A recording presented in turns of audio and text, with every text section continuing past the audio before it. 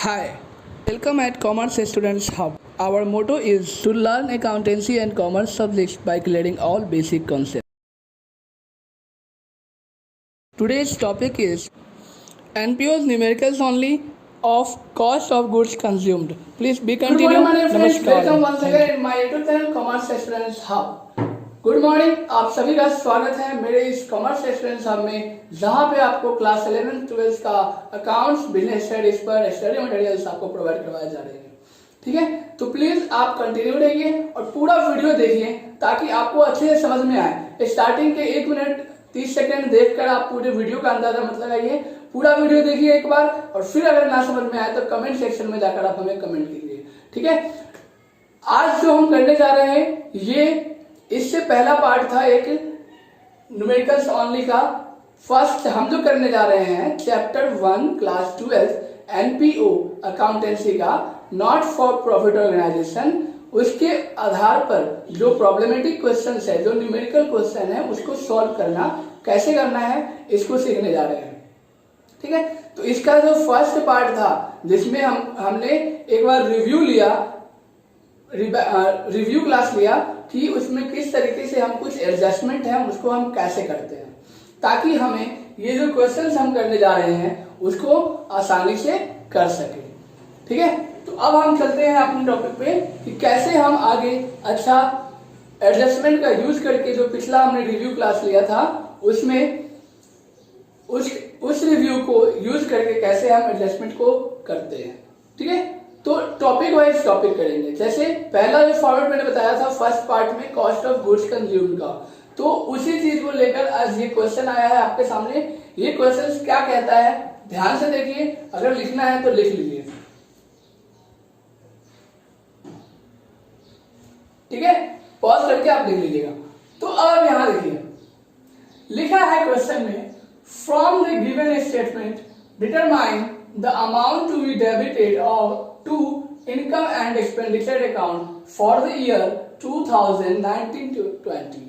मतलब कि 2019 से 20 में स्टॉक्स को लेकर जो भी है, जो इंफॉर्मेशन दिए हुए हैं, इस चीज को, इस अमाउंट को, कितने अमाउंट को हम इनकम एंड एक्सपेंडिचर में डेबिट करेंगे। ठीक है, इनकम एंड एक्सपेंडिचर के डेबिट अकाउंट में डेबिट करेंगे, उस अमाउंट को डिटरमाइन करना है।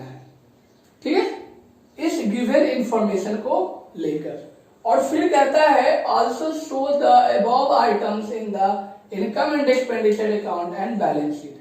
जब आपको पता चल जाए कि आपका कितना अमाउंट जो है स्टॉक के नाम पर बचा हुआ है या कितना आपने एक्सपेंस कर दिया है, उस अमाउंट को आप इनकम एंड एक्सपेंडिचर अकाउंट और बैलेंस शीट में बनाकर दिखाएं। ठीक है, अब हम देखते हैं क्या क्या आइटम्स हमारे को गिवन है। देखिए पहला गिवन है stock of a stationary on 1 अप्रैल 2019। कह रहा है कि 2019 के जो पहला 1 तारीख है अप्रैल का, उसमें जो स्टॉक है वो क्या है 30,000। फिर है क्रेडिटर्स फॉर स्टेशनरी ऑन 1 अप्रैल 2019। कह रहा है कि जो स्टेशनरी का क्रेडिटर्स है, मतलब जिससे हमने उधार में खरीदा था 1 अप्रैल 2019 को, उसकी ओपनिंग बैलेंस है 20,000 रुपए। फिर कहता है amount paid for stationery during year, एक साल में, इस साल में हमने कितना अमाउंट पे किया है स्टेशनरी के लिए, वो है 1,02,000।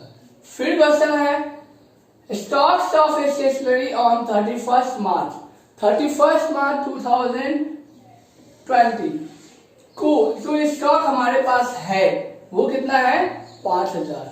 फिर इसके बाद क्रेडिटर्स फॉर स्टेशनरी ऑन 31 मार्च, मतलब हमारा साल के आते आते अंत तक कितना हमारे पास स्टेशनरी स्टॉक में बचा है क्रेडिटर्स, वो है 13,000।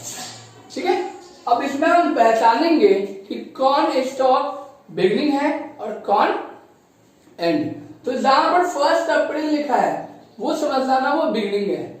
अगर क्रेडिटर फॉर द 1 अप्रैल 2019, इसका मतलब है एक तो वो आउटस्टैंडिंग हो गया। ठीक है, तो अब ये समझ लीजिए कि वो आउटस्टैंडिंग है, क्रेडिटर्स को आप आउटस्टैंडिंग का रूप दे दीजिए, तो आउटस्टैंडिंग एट द बिगनिंग कह सकते हैं उसको।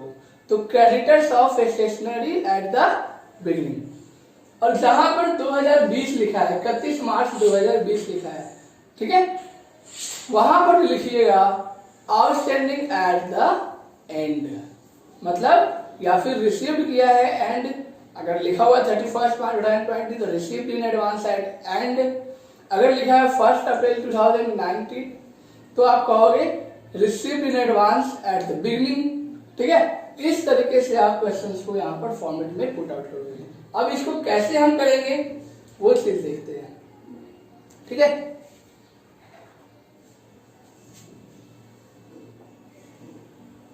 देखिए, स्टेटमेंट शोइंग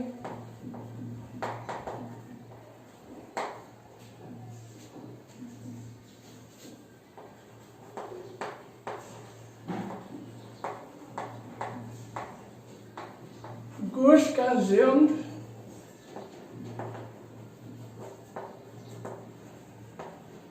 during year, ठीक है।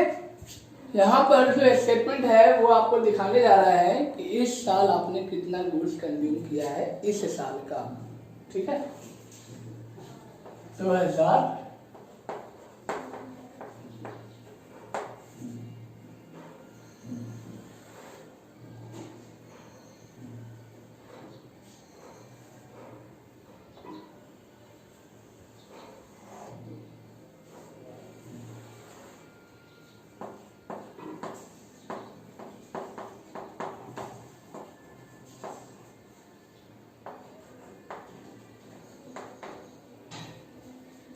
सबसे पहले लिखेंगे subscription amount paid for stationery,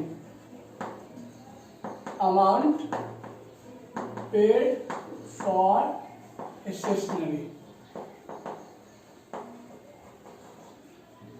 ठीक है। कितना पे किया आपने? 1,08,000।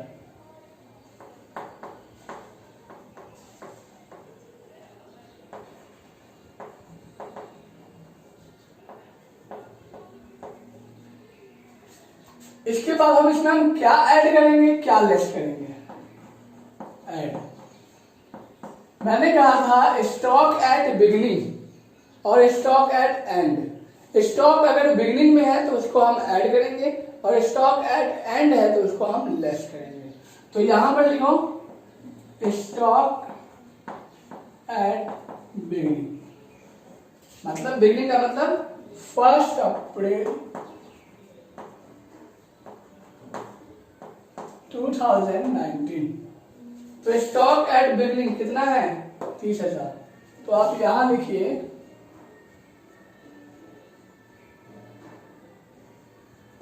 30,000।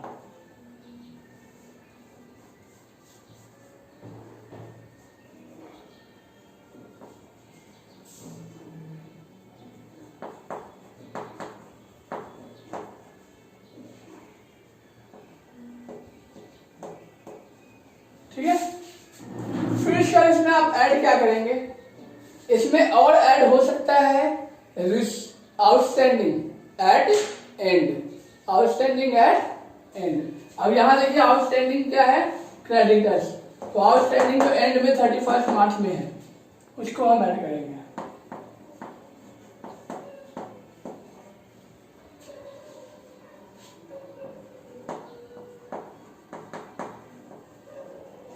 कितना है? 13,000। और अगर इसमें एडवांस दिया है तो क्या एडवांस दिया है? नहीं दिया है तो हम इसका एंट्री नहीं करेंगे, ठीक है। अगर इस received in advance at beginning होता तो हम यहाँ पर क्या करते? ऐड करते, पर नहीं है इसीलिए यहाँ पर आगे बढ़ेंगे। अब हम इन दोनों को ऐड करके 13,000 और 30,000 को ऐड कीजिए, कितना आएगा? 43,000। कितना आया? 43,000।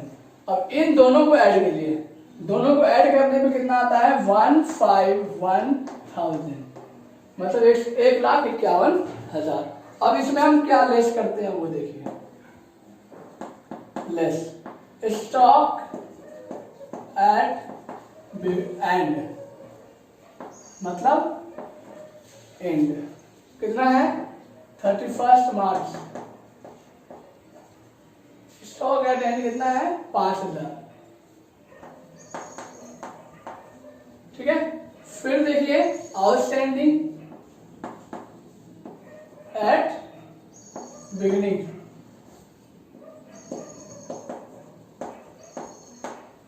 कितना है 20,000। इन दोनों को ऐड कीजिए और फिर यहां माइनस कीजिए।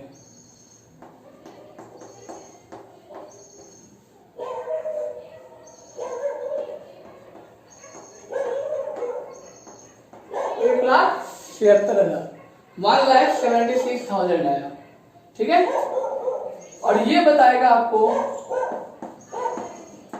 स्टॉक्स consumed during year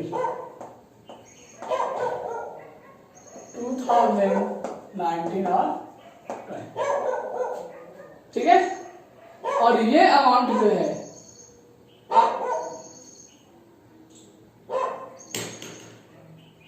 और इस अमाउंट को आप लिखेंगे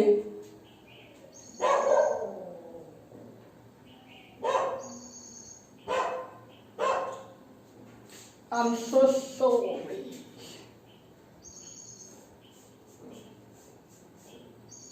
तो हम यहां पर क्या किया देखा कि हमने stock at end, stock at opening, stock at beginning, sorry outstanding at beginning, इन दोनों को ऐड करके फिर हमने माइनस किया तो यहां पर आया आपका 11, 5, 6, 4, 2, 2 और ये 1,26,000। अब इस 1,26,000 को हम कहां कहां दिखाएंगे। अब क्वेश्चन में ये भी कहा है कि आपको इनकम एंड एक्सपेंडिचर अकाउंट बना के दिखाना है और बैलेंस शीट बना के भी दिखाना है। तो सबसे पहले हम बनाते हैं इनकम एंड एक्सपेंडिचर अकाउंट। ठीक है, इनकम एंड एक्सपेंडिचर अकाउंट।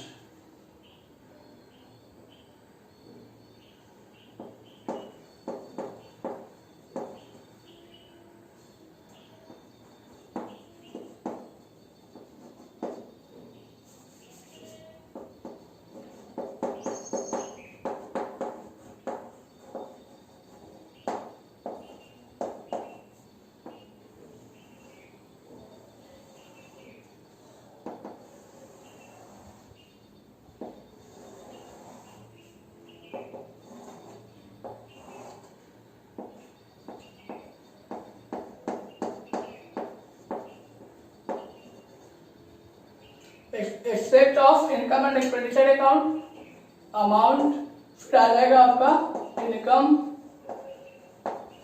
और ये अमाउंट, ये हो गया क्रेडिट साइड और ये हो गया डेबिट साइड।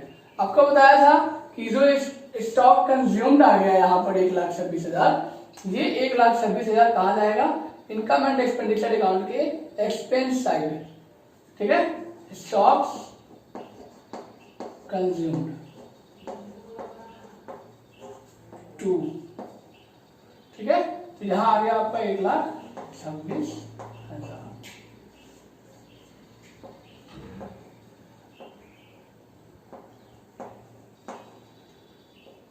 ठीक है, अब ये तो हो गया आपका इनकम एंड एक्सपेंडिचर अकाउंट का।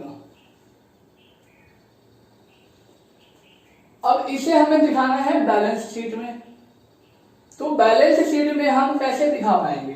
बैलेंस शीट में दिखाने के लिए हमारे पास क्या होना चाहिए, एसेट होना चाहिए और लायबिलिटी होना चाहिए ना। तो अब लायबिलिटी के रूप में यहां पर हमारे पास क्या है, क्रेडिटर्स है, बिल्कुल है। और एसेट्स के रूप में हमारे पास स्टॉक कितना बच गया at the end of the year, वो है। ठीक है, तो चलिए हम आगे देखते हैं। नेक्स्ट जो हमारा क्वेश्चन में कहा है बैलेंस शीट भी तैयार करना है। हमने इनकम एंड एक्सपेंडिचर अकाउंट तो तैयार दिखा दिया कि इनकम एंड एक्सपेंडिचर अकाउंट में ये डेबिट साइड जाता है कौन सा अमाउंट, जो हमारा टोटल अमाउंट में से, टोटल जो हमारे पास स्टॉक है। ठीक है, हर चीज एडजस्टमेंट करने के बाद, उसके बाद जो हम एक्सपेंस करते हैं उसको दोनों को हम जब माइनस करेंगे, ठीक है, तो हमारे पास आएगा कंज्यूम्ड। इस साल हमने कितना कंज्यूम किया, तो टोटल में से जो कंज्यूम किया है उसको माइनस कर देंगे, तो हमारे पास आ जाएगा क्या कि ये स्टॉक हमारे पास मतलब कितना खर्चा किया है। देखिए जो अगला क्वेश्चन है हमारा वो क्या कह रहा है कि आपको इसी क्वेश्चन का जो अगला पार्ट है वो कह रहा है आपको इनकम एंड एक्सपेंडिचर बना के दिखाना है और बैलेंस शीट बना के दिखाना है। तो इनकम एंड एक्सपेंडिचर हमने दिखा दिया था, उसमें यह दिखाया था कि जो हमारा स्टॉक कंज्यूम्ड हुआ है, ठीक है, with the help of the statement of showing the amount stocks consumed, मतलब वो जो स्टेटमेंट हमने तैयार किया था जिसमें हम दिखा रहे थे कि स्टॉक्स कितना कंज्यूम किया इस साल, उस अमाउंट को हम क्या करेंगे इनकम एंड एक्सपेंडिचर अकाउंट के डेबिट साइड लिखेंगे, एक्सपेंस साइड। अब हमें दिखाना है बैलेंस शीट में। आपको पता है बैलेंस शीट में कौन सा अमाउंट ट्रांसफर होगा, जो अमाउंट आपका एट द एंड लिखा होगा। जैसे कि स्टॉक्स एट द एंड है 31 मार्च, तो यहाँ पर 5,000, ठीक है। तो पहले सबसे पहले करते हैं बैलेंस शीट का फॉर्मेट।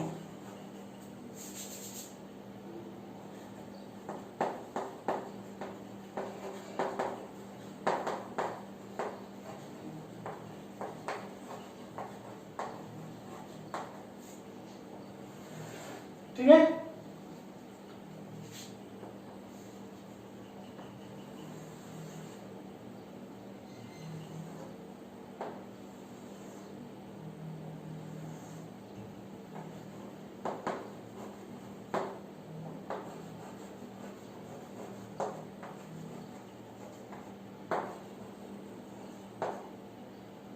यहां हम देख रहे हैं क्या है हमारे पास क्रेडिटर्स एट द एंड।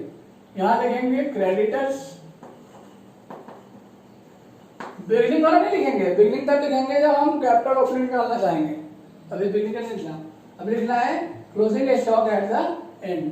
कितना हो जाएगा 13,000, और फिर stock at the end, stock at the end कहाँ है, ये अमाउंट कितना है 5,000,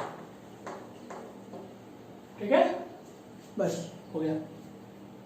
ये हुआ आपका बैलेंस शीट, और इसको यहीं बंद कर दीजिए, ठीक है। तो ये था कैसे हम फाइंड आउट करते हैं कॉस्ट ऑफ गुड्स कंज्यूम्ड, ठीक है।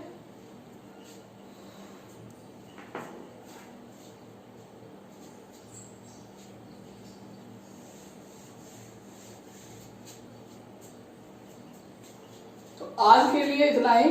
अपने बुक्स के एग्जाम्पल जो है आपका कॉस्ट ऑफ गुड्स कंज्यूम्ड का, उसको सॉल्व आउट कीजिए, और आपको कुछ क्वेश्चंस मैं भी दूंगा, अगर आप उसको सॉल्व करते हैं तो अच्छी बात है, वरना फिर देखते हैं आगे जो एडजस्टमेंट है उसको कैसे करते हैं, ठीक है। Thank you for the rule of lockdown and please stay at home, safe at home. Thank you. और एक बात कि लाइक, सब्सक्राइब और कमेंट, ये 3 चीज करना मत भूलिएगा, और अच्छा लगा हो तो प्लीज शेयर भी कीजिएगा, और अगर आप चाहते हैं कि और इनको मोटिवेट किया जाए, प्रमोट किया जाए, तो प्लीज एक शेयर जरूर बनता है। Subscribe, like, comment and share please. Thank you. Thanks, please subscribe and share. Thanks for your support and love.